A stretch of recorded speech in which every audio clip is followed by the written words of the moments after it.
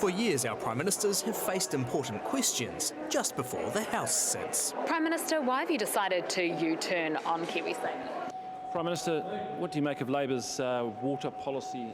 It's called the Bridge or Tile Run and is an opportunity to tell the public what's going on. And he's decided it's in the best interest of himself to stand down from Parliament at the end of this term. Well, obviously the government's books are in very, very good shape.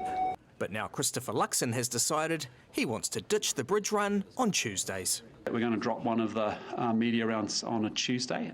Essentially, in a 24 window period, you get me today in a post cab for 40 minutes or so. You get me on media tomorrow morning doing my media round. You get me on a caucus run, I think, at 10 or 11 o'clock.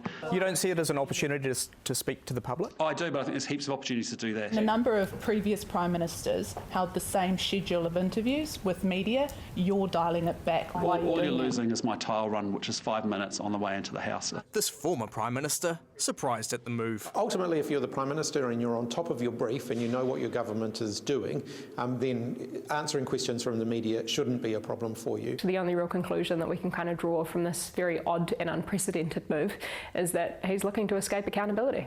Others just think his move is short-sighted. The less he decides to speak, the more dangerous it is for him. Convinced he's missing an opportunity to talk to voters. As soon as you start doing that, you get isolated, because any good leader will be able to reach over the heads of the journalists and go through to the people who have faith in him and who want to hear his story. Other politicians will no doubt be willing to share their reckons. Benedict Collins, One News.